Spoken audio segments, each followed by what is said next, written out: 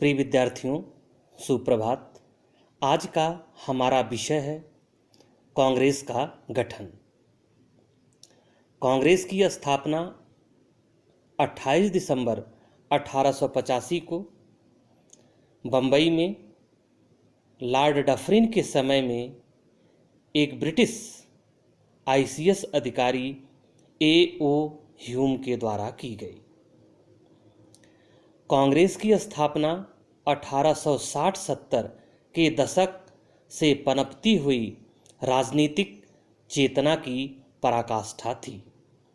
1870 के दशक के अंत में और 1880 के दशक के प्रारंभ में भारतीय जनता राजनीतिक तौर पर काफ़ी जागरूक हो गई थी।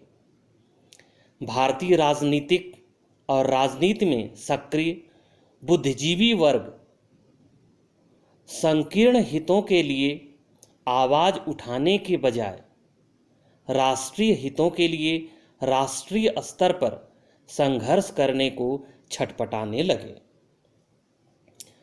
उनके इस प्रयास को सफलता मिली और 28 दिसंबर 1885 को भारतीय राष्ट्रीय कांग्रेस की स्थापना इसी गतिविधियों की पराकाष्ठा को दर्शाता है। 1860-70 के दशक में अनेक राजनैतिक संगठनों का, संस्थानों का जन्म इस काल में हो रहे राजनैतिक चेतना के अभ्युदय को दर्शाता है। कलकत्ता में 1838 ईस्वी में जमींदारों ने अपने हितों की सुरक्षा के लिए एक संगठन बनाया। 1851 ईस्वी में इन्हीं जमींदारों ने राजनैतिक उद्देश्य से प्रेरित होकर के ब्रिटिश इंडियन एसोसिएशन नामक संस्था की स्थापना की। पुनः 1857 में मद्रास में और बम्बई में इस संगठन के द्वारा बड़े व्यापारियों एवं जमींदारों ने सरकार से प्रशासनिक सुधार की मांग की। 1857 के बाद के दशकों में जब उच्च शिक्षा का प्रचार और प्रसार हुआ तो एक नया बुद्धिजीवी वर्ग राजनीति में सक्रिय रूप से रुचि लेने लगा।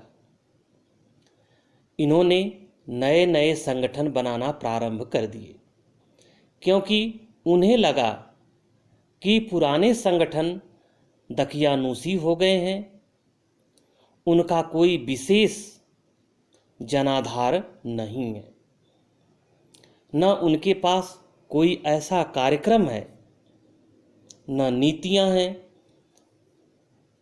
बुद्धिजीवी वर्ग जमींदारों के संगठनों को सिर्फ जमींदारों के हितों का पोषक मानता था, जिसकी अंग्रेजों के खिलाफ आवाज़ मध्यम पड़ चुकी थी। इस प्रकार नए नए संगठनों का उदय होना प्रारंभ हुआ। दादा भाई नौरोजी, जिन्हें grand old man of India कहा जाता है, ने लंदन में ईस्ट इंडिया एसोसिएशन स्थापित करके भारत के प्रमुख नगरों में इसकी शाखाएं संगठित की। 1870 में दूसरे राष्ट्रवादी नेता रानाडे ने पूना सार्वजनिक सभा की स्थापना की, जिसने महाराष्ट्र क्षेत्र में राजनैतिक जागृति में सक्रिय भूमिका निभाई। 1876 में बंगाल के युवा राष्ट्रवादियों ने सुरेंद्रनाथ बनर्जी और आनंद मोहन बोस के नेतृत्व में इंडियन एसोसिएशन का गठन किया। मद्रास के युवा नेताओं में M.B. राघवाचारी, जी सुब्रमण्यम अय्यर, P. आनंद चार्लू आदि ने 1884 ईस्वी में मद्रास महाजन सभा का गठन किया। बंबई में युवा राष्ट्रवादी नेता केटी तैलंग फिरोज शाह मेहता ने 1885 में बॉम्बे प्रेसिडेंसी एसोसिएशन का गठन किया। इन वर्षों के दौरान देश में एक नई राजनीतिक चेतना अंगड़ाई लेने लगी थी। नए राजनीतिक जीवन की उत्पत्ति का संदेश मिलने लगा था। 1885 आते आते एक अखिल भारतीय राजनीतिक संगठन का जन्म अवश्यंभावी हो गया। देश के सभी राष्ट्रवादियों ने इस जरूरत को शिद्दत के साथ महसूस किया। 1883 के बाद इसके प्रयासों में काफ़ी तेजी आई और राजनीतिक गतिविधियों ने जोर पकड़ा।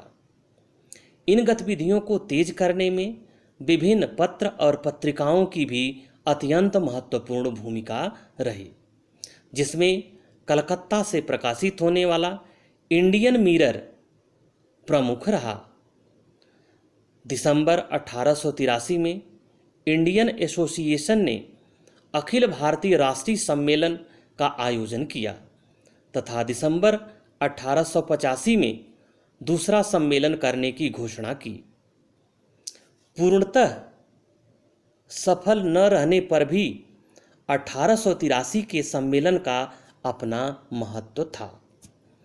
यह सभी राष्ट्रीय नेताओं को एक मंच पर लाने और संयुक्त अखिल भारतीय राष्ट्रीय संगठन की स्थापना की तरफ पहला कदम था। इस बीच पहले के 10 वर्षों के दौरान तमाम आंदोलनों ने भारतीयों में लड़ाकू प्रवृत्ति और आत्मविश्वास को जन्म दे दिया था। 1875 के बाद से वस्त्र आयात शुल्क को लेकर लगातार आंदोलन चलता रहा। यह आंदोलन भारतीय वस्त्र उद्योग के हित में आयात शुल्क को बरकरार रखने के लिए जबरदस्त आंदोलन चला।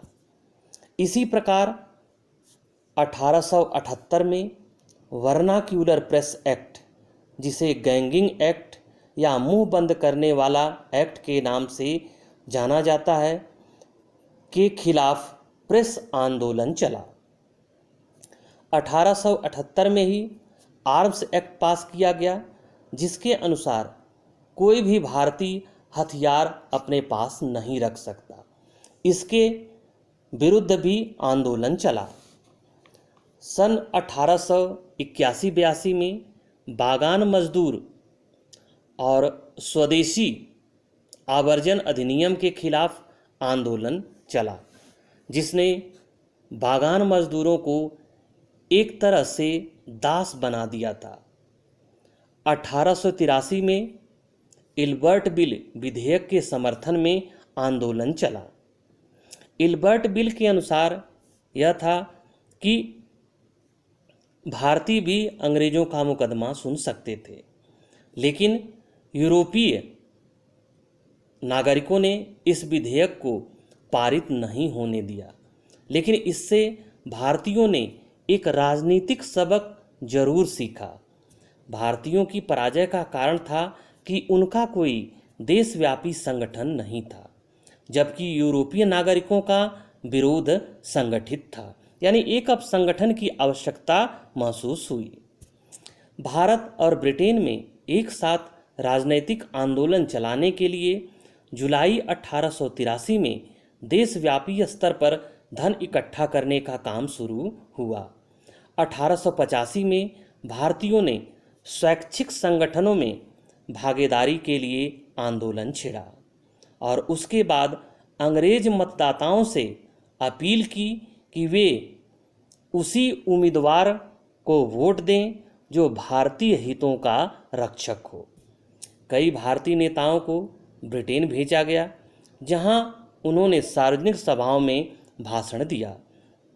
इस तरह स्पष्ट हो जाता है कि कांग्रेस की स्थापना 1885 से पहले के कुछ वर्षों से देश में चल रहे राजनीतिक क्रियाकलाप और गतिविधियों की स्वाभाविक परिणति थी। उस समय तक देश की राजनीतिक परिणति ऐसी बन गई थी कि और यह जरूरी हो गया था कि कुछ बुनियादी काम और लक्ष्य तय किए जाएं और उनके लिए संघर्ष भी शुरू किया जाए। अखिल भारतीय आधार पर गठित कोई एक संगठन ही ऐसा काम कर सकता था और इसके लिए आवश्यक था कि देश के राजनीतिक कार्यकर्ता एक मंच पर आएं।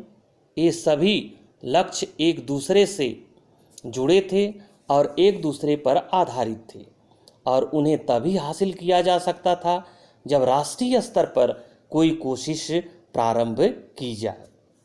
28 दिसंबर 1885 को बंबई में हुए सम्मेलन में जिन लोगों ने हिस्सा लिया था उनके लिए ये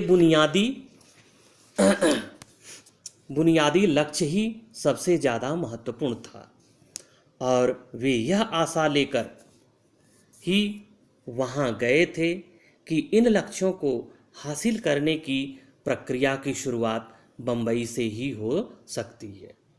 भारतीय राष्ट्रीय कांग्रेस की स्थापना में एक रिटायर्ड अंग्रेज आईसीएस ए.ओ. ह्यूम ने महत्वपूर्ण भूमिका निभाई, जो भारतीयों के हितों के प्रति उत्सुक थे तथा उनकी मांगों को राजनीतिक स्वरूप प्रदान करने के लिए वे अखिल भारतीय राजनीतिक संस्था की स्थापना को आवश्यक समझते थे।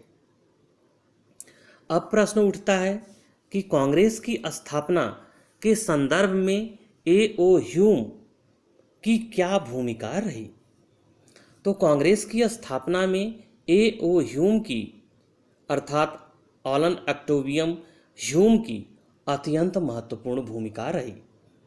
कांग्रेस की स्थापना 28 दिसंबर 1885 को हुई। यह संगठन भारतीय राजनीति की पराकाष्ठा का परिणाम था। 1860-70 के दशक में प्रारंभ हुए, जहां एक ओर अनेकों संगठन अलग अलग क्षेत्रीय स्तर पर बन रहे थे तथा अपने स्तर से विभिन्न प्रकार के आंदोलनों को चला रहे थे, लेकिन उसमें असफल हो रहे थे। इस घटना से वे एक राष्ट्रीय मंच की आवश्यकता को महसूस करने लगे थे ताकि एकजुट होकर अंग्रेजों के कार्यकलाप के विरुद्ध आवाज उठाई जा सके। इसी एकजुटता का प्रतीक बंबई अधिवेशन था, जिसमें भारतीय राष्ट्रीय कांग्रेस को जन्म दिया। इस संदर्भ में कांग्रेस की स्थापना में सामूहिक राष्ट्रीय प्रयास स्पष्ट होते हैं और व्यक्ति विशेष की भूमिका महत्व नहीं रखती। इस संदर्भ में ए.ओ. ह्यूम की संस्थापक के रूप में भूमिका भी मुख्य नहीं रहती, यद्यपि उनकी भारतीय राष्ट्रीय कांग्रेस की स्थापना में महत्वपूर्ण भूमिका थी। ऐतिहासिक साक्ष्यों के आधार पर कांग्रेस की स्थापना में ह्यूम का सहयोग स्पष्ट होता है। ह्यूम के सहयोग को ब्रिटिश सरकार और कांग्रेस के बीच एक कड़ी के रूप में देखे जाने की आवश्यकता है। इस भूमिका को अंग्रेजी सरकार की भारतीय विरोधी भावनाओं को कम करने और कांग्रेस को सुरक्षा प्रदान करने के अंतर्गत देखे जाने की आवश्यकता है।